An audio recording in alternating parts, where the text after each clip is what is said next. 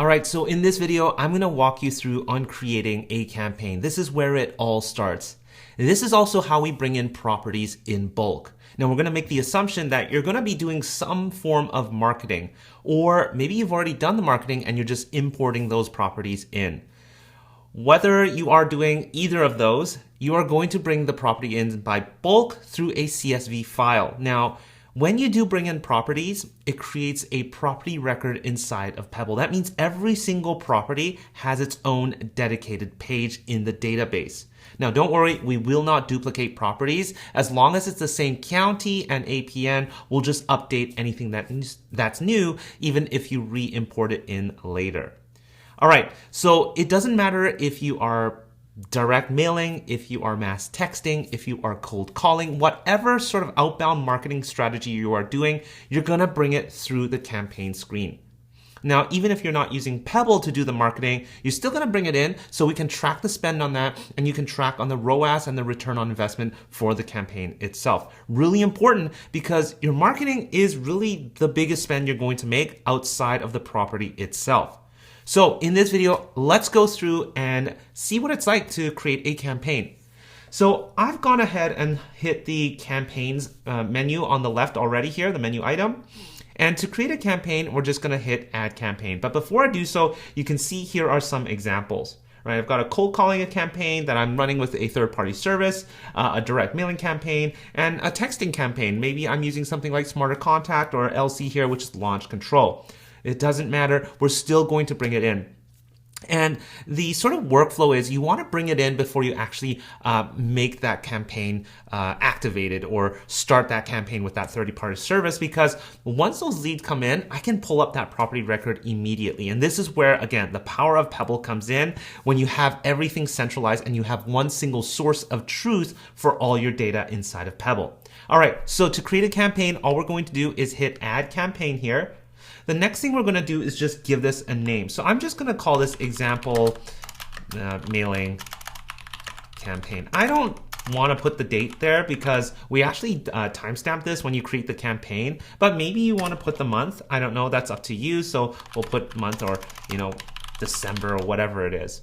Now, you have two types here. You have direct mailing or phone. Now, direct mail is direct mail, whether through our mail house or your own. Okay, we require the mailing address and the owner name.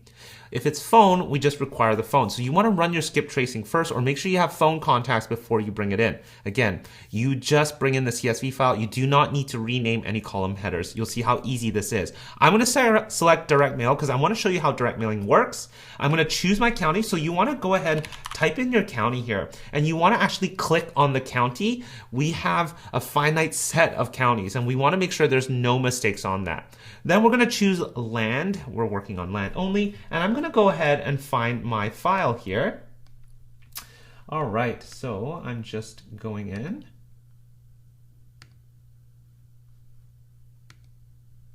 All right, so I've gone ahead and dragged my data list providers list here. I haven't done anything other than, I think I've added a column for pricing because I'm gonna do an offer letter or a blind offer letter. Then I'm gonna go ahead and hit upload. All right, we're pretty much almost there. This step is probably the most challenging, but you don't need to do this once. It's really what we're calling on the left here, on the left side here of the column. These are what we call property fields. These are fields that show up for every single property record inside of Pebble. On the right here in the drop down, you're gonna be able to see all the column headers, and you wanna match those column headers to the property fields. Now, Pebble will detect most of these. Most of the major list providers, we're going to auto detect the core ones. You can see here the top, these are the required fields. So 5 out of the 6 have been matched. I still need the zip, so I'm going to go ahead and find the zip. It's the mail zip. So let's see here, mail zip, there it is. All right, so we've got the mailing address, the owner full name, the APN, which is also required. Remember, in the phone campaigns, if you're doing texting, cold calling, whatever it is, you're just going to need the APN, the name, and I believe the phone number. Yes, of course, the phone number, right? Okay, the property acreage as well. So I'm going to go ahead and look for these columns. So I've got lot acreage. I've got, and you can start typing. It'll actually search for it. So I've typed in legal, and it starts showing up. latitude and longitude. Very important you have these if you want to use our mapping system. You can still use the mapping system, but this will automatically find the center point of your property. This will also allow you to do things like print the coordinates or print the map, sorry, of the property on your mailer, on whatever mail piece, whether it's a neighbor letter, a postcard, letter, you know, front of the envelope type of thing, you can have that on there. Now you're going to be able to see, if I hit show all here, all the other property fields. I can create more. But for now, these are the ones that we have default on this account here. I'm also going to do a price here, and I've got a column that I created called offer price. You can tell it's kind of like different from everything else. It's like in lowercase. I've got an underscore. I actually created that one, and I want to actually create a price on that campaign. The rest of this, I want to fill out. Now, once you've done it once, Pebble will remember and line up the same columns as long as the same name every single time. Now, in this, for the sake of demo, I'm just going to skip all these. I'm going to import the list. Best practice here, you want to bring as much information as possible because Pebble will serve, again, as your single source of truth, and you don't want ever or need to ever pull up that Excel file ever again. All right, a couple things here. Under the required fields, I'm missing some rows. 2 out of 399, I'm missing the mailing address. 1 out of 399, I'm missing the city, so on and so forth. It's not a big deal to me. It's one address or 2 people. I'm not going to bring them in, but I can fix it and bring it, re-import it in if I wanted to as well. But in this case, you know, I'm only missing a couple. I don't have it. I'm just going to go ahead and move forward to the next step and hit view campaign. All right, so this is the campaign. If you are doing anything outside of Pebble, this is as far as you need to go. If you're going to mail with another mail house, my suggestion is to select all of them and export this out as a new CSV because we've created what we're calling a campaign record code. This code is really important because it identifies the letter that it belongs and the property that the mailer belongs to. So when somebody reads out this code on their letter 250-001, I'll know exactly which campaign, which letter, and which property. Now, if I were to remail this campaign or this property 6 months down the road, it would automatically generate a new code. Why is this important? Well, we want to be able to track which campaign the lead actually came from. That's hugely important to me because I'm going to know, hey, this second campaign actually outperformed, or maybe the first one outperformed and they kept that first one, right? So really important if you're going to mail out with another mail house to export it from here. Okay, and if for whatever other service you're using, or maybe you've already done your cold calling, you're gonna hit edit here and add the amount spent. But because I'm mailing through Pebble, okay, I'm gonna go ahead and just hit activate. Now, before I do so, you can see that every one of these are a individual owner and their property. I can see the offer amount because I've actually brought in the offer amount. I can actually click into the APN here, have a look at that property, and you can actually see I've already mailed them before about 7 months ago, right?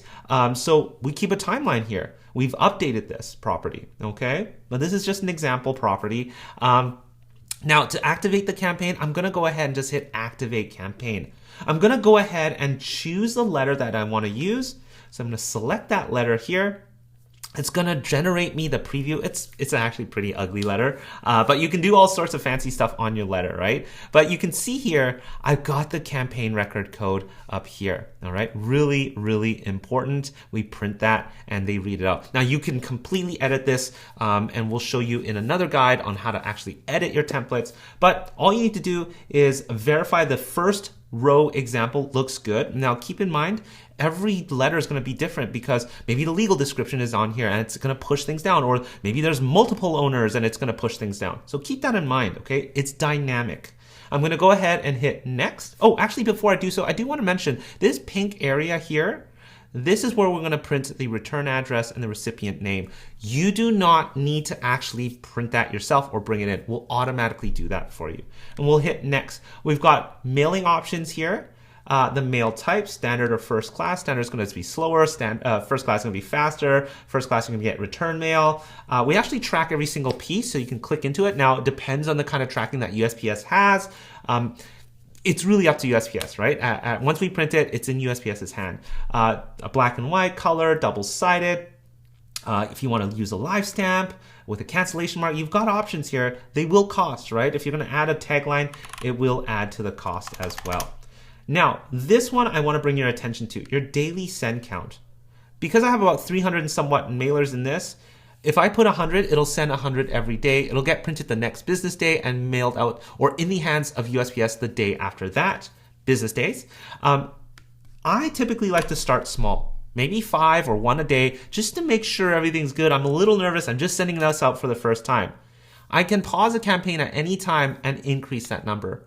If I ever wanted to send the entire campaign at once, I don't know if I'd suggest that on your first one because you don't really have an insurance policy to change anything, right? But if you ever did, you're just going to enter a number equal or larger to the number of mailers in that campaign. All right. Once I hit save, it's going to charge me an estimated cost. Some of the mailers might go longer, so we'll charge a difference, and some of them might be shorter, so we'll save those credits for your next mailing campaign. Typically, this is pretty close to what the entire campaign is going to be. All right, so this is how you create your campaign. Once you've activated, it will start batching in the evening if you're going to mail it through us, and then again print it the next business day and in the hands of USPS by the next business day after that. Sometimes it can take another business day after that. Now, one last thing I do want to mention here, the send time, that's going to be up to USPS. I like to say, at least 14 business days for first class, standard, and maybe 7 days, 7 business days for first class. But you can't hold me to that. That depends on so many variables, including weather, location, voting season, holidays. Those all affect mailing. All right, so this is how you create a campaign inside of Pebble and activate the mailing right within here. Obviously, you don't need to activate the mailing if you're going to use any other service outside of Pebble, but you still want to track things and add the cost or the amount spent here for the campaign.